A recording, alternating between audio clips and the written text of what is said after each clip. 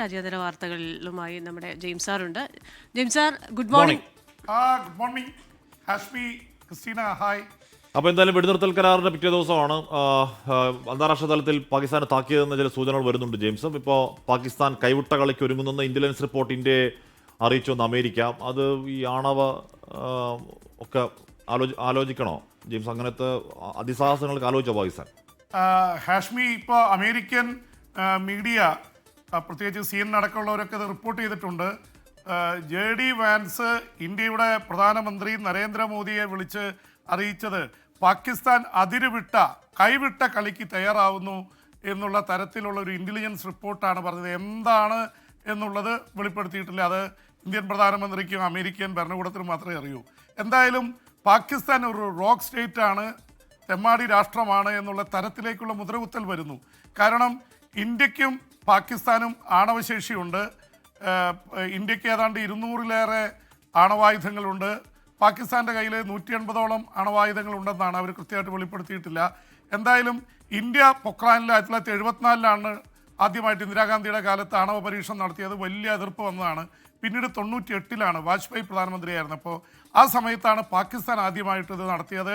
AQ Khan എന്ന പാകിസ്ഥാൻ്റെ ആണവ ശാസ്ത്രജ്ഞൻ മോഷ്ടിച്ചു കൊണ്ടുവന്നതാണ് ഈ ടെക്നോളജി. പക്ഷെ അവിടെ ആണവ ആയുധങ്ങളുണ്ടെന്നുള്ള കാര്യം സ്ഥിരീകരിക്കപ്പെട്ടതാണ്. അപ്പോൾ ഒരു പക്ഷേ ആണവായുധം പ്രയോഗിക്കുന്നതിനെക്കുറിച്ച് നാഷണൽ കമാൻഡ് അതോറിറ്റിയാണ് അതിന് തീരുമാനമെടുക്കേണ്ടത്. അവരുടെ യോഗം കൂടാൻ തീരുമാനിച്ചുവെന്നും അവരുടെ പ്രതിരോധ മന്ത്രി ആവശ്യമില്ലാത്ത രീതിയിൽ ഞങ്ങളെ ആക്രമിച്ചാൽ ഈ ലോകം അവശേഷിക്കില്ല, ഈ തരത്തിലൊക്കെ ഒരു പ്രതിരോധ മന്ത്രി പറയുക. എന്തായാലും അവരെന്തൊക്കെയോ പ്ലാൻ ഇട്ടിരുന്നു. എന്ന് മാത്രമല്ല ഓൾ ഔട്ട് വാറിലേക്ക് പോവുക, അതിനുവേണ്ടി ഒരുപാട് എസ്കലേഷൻ നോക്കി. അപ്പോൾ ഇതിൻ്റെയൊക്കെ പശ്ചാത്തലത്തിലായിരിക്കണം ഒരുപക്ഷെ JD വാൻസ് US-ൻ്റെ വൈസ് പ്രസിഡന്റ് ഇന്ത്യൻ പ്രധാനമന്ത്രിയെ വിളിച്ച് വളരെ പ്രധാനപ്പെട്ട ഇൻ്റലിജൻസ് റിപ്പോർട്ട് കൈമാറിയെന്ന് അമേരിക്കൻ മാധ്യമങ്ങളൊക്കെ റിപ്പോർട്ട് ചെയ്തുകൊണ്ടിരിക്കുന്നത്. എന്തായാലും വെടിനിർത്തൽ നടന്നു. പക്ഷേ വെടിനിർത്തൽ ലംഘിച്ച് പാകിസ്ഥാൻ പ്രധാനമായിട്ട് ജമ്മു കാശ്മീരിലെ പല സ്ഥലങ്ങളിൽ, പഞ്ചാബിലെ ചില സ്ഥലങ്ങളിലൊക്കെ ഡ്രോൺ ആക്രമണം നടത്തി. ഉപയോഗിച്ച ഡ്രോണുകൾ പരിശോധിച്ചതിൽ നിന്ന് തുർക്കിയിലെ അസീസ് ഗാർഡ് ഡിഫൻസ് കമ്പനിയുടെ സോങ്കാർ എന്ന ഇതാണ് ഉപയോഗിച്ചിരിക്കുന്നത്. ഇന്നലെ രാത്രി 11 മണിയോടുകൂടിയാണ് അത് ഉപയോഗിച്ചിട്ടുള്ളത്. എന്തായാലും അതിനെതിരെ ഇന്ത്യ അത്യാവശ്യം തിരിച്ചടിച്ചു എന്നാണ് അറിവ്. എന്തായാലും അക്കാര്യം വെളിപ്പെടുത്തുന്നില്ലെങ്കിലും ഫിറ്റിംഗ് മറുപടി കൊടുത്തു എന്ന് വിദേശകാര്യ മന്ത്രാലയം പറയുന്നുണ്ട്. അപ്പോൾ ഇതൊരു വെടിനിർത്തൽ പ്രഖ്യാപിച്ചെങ്കിലും ഇത് പൂർണ്ണമായി എന്ന് പറയാൻ പറ്റില്ല. എന്തായാലും നാളെ പാകിസ്ഥാൻ്റെ അധികൃതരുമായിട്ട് ചർച്ച നടക്കുന്നുണ്ട്. അതിനിടയിലാണ് ഇപ്പോൾ ഡൊണാൾഡ് ട്രംപിൻ്റെ രണ്ടാമത്തെ ട്വീറ്റ് വന്നിരിക്കുന്നത്, ട്രൂത്ത് സോഷ്യലിൽ വന്നിരിക്കുന്നത്. അത് അമേരിക്കയാണ് ഇതിൻ്റെ പിറകിലെന്ന് വ്യക്തമാക്കാൻ തന്നെയാണ്. പക്ഷേ അതിൽ വന്നിരിക്കുന്നൊരു കാര്യം, ഇന്ത്യ എല്ലാ കാലത്തും പറഞ്ഞിരിക്കുന്നത് സംസാരം നേരിട്ടേ ഉള്ളൂ ഇന്ത്യയും പാകിസ്ഥാനും തമ്മിൽ. അല്ലെങ്കിൽ നമ്മളൊരു മൂന്നാം മീഡിയേറ്ററെ ഉദ്ദേശിക്കുന്നില്ല. പലതവണ അമേരിക്ക ട്രംപ് തന്നെ നേരിട്ട് മീഡിയേറ്റ് ചെയ്യാൻ ഇത് ചെയ്തിട്ടുണ്ട്, ഇന്ത്യ തള്ളിക്കളഞ്ഞിട്ടുണ്ട്. പക്ഷേ പാകിസ്ഥാന് അങ്ങനെ വെറുതെ നിൽക്കാൻ പറ്റില്ല. അവർ ഡിപ്പെൻഡൻ്റ് ആണ്. അതുകൊണ്ട് അവർക്ക് വേറൊരു മീഡിയേഷൻ അവർ ഇഷ്ടപ്പെടുന്ന ആൾക്കാരാണ്. അതുകൊണ്ടാണ് രണ്ട് തരത്തിലുള്ള പ്രതികരണങ്ങൾ വന്നിരിക്കുന്നത്. എന്തായാലും ഒരു കാര്യം വ്യക്തമായി, ഇന്ത്യ ഉദ്ദേശിച്ച ഒരു പ്രധാനപ്പെട്ടത് ഭീകര പ്രവർത്തനത്തിനെതിരെയുള്ള സ്ട്രൈക്കായിരുന്നു. അതിൽ കൊടും ഭീകരരെ വധിച്ചു, അവരുടെ ഭീകര കേന്ദ്രങ്ങൾ തകർത്തു. ആ രീതിയിൽ ഇന്ത്യ 3-4 ദിവസം കൊണ്ട് ഒരു വലിയ അച്ചീവ്മെൻറ്റ്, പ്രത്യേകിച്ച് അതിനു മുമ്പ് 9 ടെററിസ്റ്റ് കേന്ദ്രങ്ങൾ തകർത്തു. ഒരു പക്ഷേ പാകിസ്ഥാൻ ഇങ്ങോട്ട് നടത്തിയ ശ്രമങ്ങൾ പലതും, നമ്മൾ S-400 പോലെ റഷ്യൻ നിർമ്മിത മിസൈൽ വേദക സിസ്റ്റം വാങ്ങിച്ച് നന്നായി. നമ്മൾ 5 എണ്ണമാണ് ഓർഡർ ചെയ്തത്, 3 എണ്ണം വന്നു.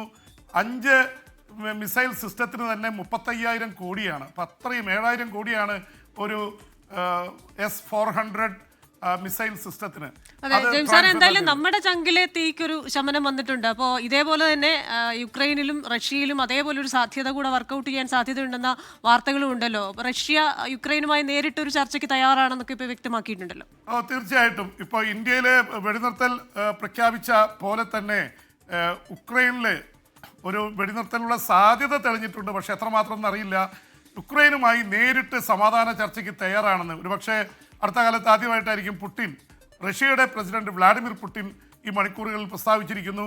അതിന് തൊട്ടു മുമ്പാണ് യൂറോപ്യൻ രാജ്യങ്ങളുടെ പ്രമുഖരായിട്ടുള്ള ആൾക്കാർ, അത് വ്ളാഡിമിർ സെലൻസ്കിയോടൊപ്പം Britain, France, Germany, Poland, European രാജ്യങ്ങൾ പറഞ്ഞത് മെയ് 12-ാം തീയതി എന്ന് വെച്ചാൽ നാളെ വെടിനിർത്തൽ, 1 മാസത്തേക്ക് വെടിനിർത്തണം, ഇല്ലെങ്കിൽ ഞങ്ങൾ കൂടുതൽ സാങ്ഷൻ യൂറോപ്യൻ രാജ്യങ്ങൾ കൂടി ചേർന്ന് യുദ്ധത്തിൽ ഇറങ്ങുമെന്നുള്ള ഭീഷണി വന്നിട്ടുണ്ട്. റഷ്യക്ക് അമേരിക്കയുടെ സമ്മർദ്ദമുണ്ട്. ഇതിൻ്റെയൊക്കെ പശ്ചാത്തലത്തിലായിരിക്കണം റഷ്യൻ പ്രസിഡന്റ് വ്ളാഡിമിർ പുടിൻ കൃത്യമായി ഡേറ്റ് പറഞ്ഞിട്ടുണ്ട്. മെയ് 15 നമുക്ക് ഇസ്താൻബുളിൽ തുർക്കിയുടെ തലസ്ഥാനത്ത് വെച്ച് ചർച്ചയാവാം എന്നാണ് പറഞ്ഞിരിക്കുന്നത്. എന്തായാലും വ്ളാഡിമിർ സെലൻസ്കി അതിനെക്കുറിച്ച് പ്രതികരിച്ചിട്ടില്ല. ഈ ഭൂമി വിട്ടുകൊടുക്കില്ലെന്നാണ്, പിടിച്ച ഭൂമി വിട്ടുകൊടുക്കില്ലെന്നാണ് റഷ്യ പറയുന്നത്. പക്ഷെ അത് വിട്ടുകൊടുത്താൽ ഇതുള്ളൂ എന്നാണ് യുക്രൈൻ. അതുകൊണ്ട് അത്ര എളുപ്പമൊന്നുമല്ല.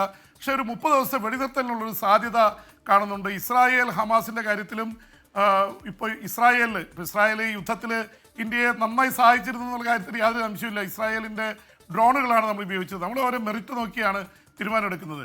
ഒരു കാര്യം വ്യക്തമാണ്, ഇസ്രായേലിലെ ഈ 10,000-കണക്കിന് ആൾക്കാരാണ് ഈ ഇസ്രായേൽ ഹമാസ് യുദ്ധം നിർത്തണമെന്ന് പറഞ്ഞ് ഇസ്രായേൽ പ്രധാനമന്ത്രി ബെഞ്ചമിൻ നെതന്യാഹുവിൻ്റെ വസതിക്കും ടെലവീവിലും പ്രതിഷേധ പ്രകടനം നടത്തിക്കൊണ്ടിരിക്കുന്നത്. അപ്പം അത് തന്നെ ഇപ്പോൾ ഈ മണിക്കൂറുകളിലൊക്കെ അത് വലിയ രീതിയിൽ ചർച്ചാ വിഷയമാണ്. അത് പറയാതിരിക്കാൻ വയ്യ. അപ്പോൾ ഇസ്രായേലിൻ്റെ പ്രശ്നം വേറെയാണ്, ഇന്ത്യയുടെ പ്രശ്നം വേറെയാണ്. എന്തായാലും ഇന്ത്യ ഇസ്രായേൽ നല്ല ബന്ധത്തിലാണ്. പാലസ്തീനുമായിട്ട് നമുക്ക് നല്ല ബന്ധമുണ്ട്. അപ്പോൾ ആ തരത്തിൽ അതിനെ കാണേണ്ടി വരും. അല്ലാതെ ഇപ്പോൾ ഇസ്രായേൽ ഇന്ത്യയെ സഹായിച്ചതുകൊണ്ട് ഇസ്രായേൽ ചെയ്യുന്ന എല്ലാ ചെയ്തികൾക്കും സപ്പോർട്ട് ചെയ്യാൻ പറ്റില്ല. അപ്പോൾ തുർക്കി ഇവിടെ ഇന്ത്യക്കെതിരെ നിലപാടെടുത്ത് ഇത് കൊടുത്തു. തുർക്കിയായിട്ട് നല്ലൊരു ബന്ധമുണ്ടായിരുന്ന രാജ്യമാണ് ഇന്ത്യ. അതുപോലെ തന്നെ ഒരു കാര്യം കൂടി ഉള്ളത്, ഞാൻ ഒരുപക്ഷെ പറയാൻ വിട്ടുപോയത്, പാകിസ്ഥാൻ വല്ലാത്ത ഒരു പ്രശ്നത്തിൽ കൂടിയാണ്. കാരണം ബലൂജ് ആർമിയും അതുപോലെ തന്നെ പാക് താലിബാനും വല്ലാത്ത രീതിയിൽ പ്രശ്നങ്ങൾ ഉണ്ടാക്കുന്നു. അവിടുത്തെ പാക് ആർമിയിൽ ഏതാണ്ട് 10-40 പേരെ അവർ വധിച്ചു കളഞ്ഞു. പാകിസ്ഥാൻ വല്ലാത്ത പ്രശ്നത്തിലേക്ക് നീങ്ങുക കൂടിയാണ് എന്നൊരു അവസ്ഥ കൂടി നമ്മൾ ശ്രദ്ധിക്കേണ്ടിയിരിക്കുന്നു. ശരി, അപ്പോൾ യുക്രൈനും റഷ്യയിലും ഇസ്രായേലും പലസ്തീനിലും ലോകത്തെല്ലായിടത്തും സമാധാനം പുലരട്ടെ.